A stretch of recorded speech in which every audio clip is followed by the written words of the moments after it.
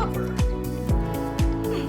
Whales, seals, penguins, lots of animals have blubber. Blubber is a layer of fat underneath the skin that helps animals stay warm. In our experiment today, we have gathered some materials. The material that I have that mimics blubber is going to be shortening. Now, you might find this in the kitchen, right? Because we use shortening to cook with, to keep our food from sticking. And so we're going to use shortening today to mimic blubber in animals, especially marine animals. The other things that you need if you want to join in on my demonstration, you want to get a spoon to get out the shortening. You're going to need, this is an easy one. I put about 5 cups of water in my pitcher and I put some ice in it. Why? Because we've got a cold environment. We want to see how animals keep warm in cold environments. So ice water is going to help us with our project today. I've got a container that we're going to keep the water in, that we're going to pour the water in. Let's do it now. Pour the water inside. Here we go.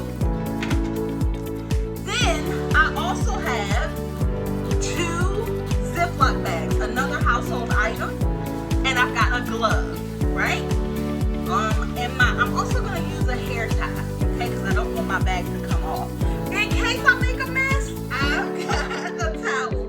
All right, boys and girls, the first thing that we're going to do is we're going to put the blubber in the bag. Remember, we're using shortening to replicate blubber today, and I'm just going to get 2, see, I'm going to get 2 white spoons, 2 big, it's white, right?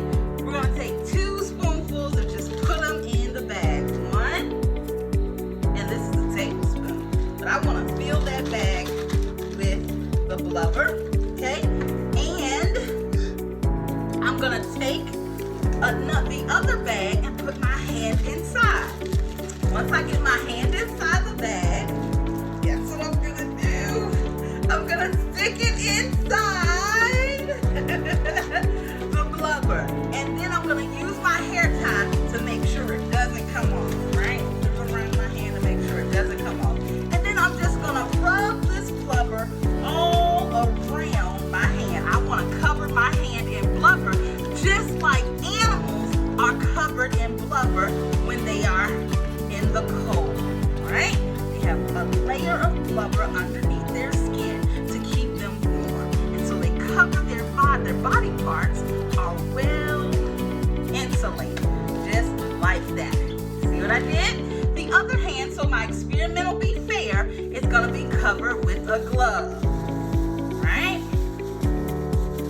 I'm going to put my hands in this ice cold water for about 10 seconds. And I want to know what role this blubber is going to play in keeping my hand warm. What do you predict? Do you think that the blubber will help keep my hand warm? Let's try it. Ready? 10, 9, 8.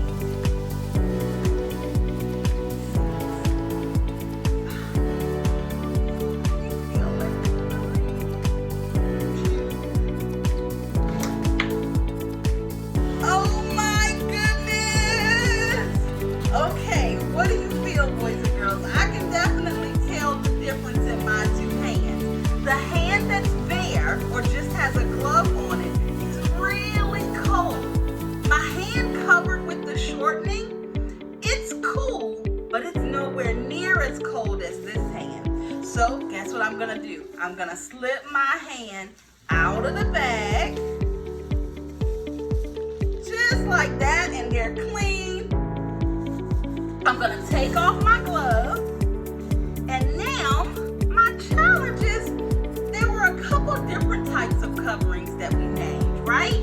And so what other household item could we use to mimic hair or fur? Could you use a mitten, right, to mimic the fur on an animal? Could you use a wool glove, like sheep are covered in wool, right? And so I could put this on, like so. I'm gonna cover my hand in the regular glove again.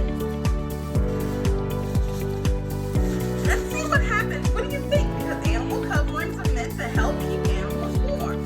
All right, let's see what happens. hands. Ready? Let's go again.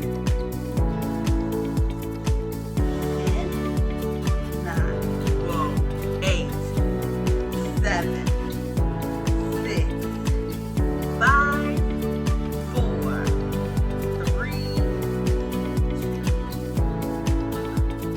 2. Ladies and gentlemen, both of my hands are freezing. Both hands are freezing. But I do notice that the hand covered in wool is a little warmer than the bare hand. This hand is very cold. This hand, if I use this hand to cover it, it definitely helps me warm the bare hand up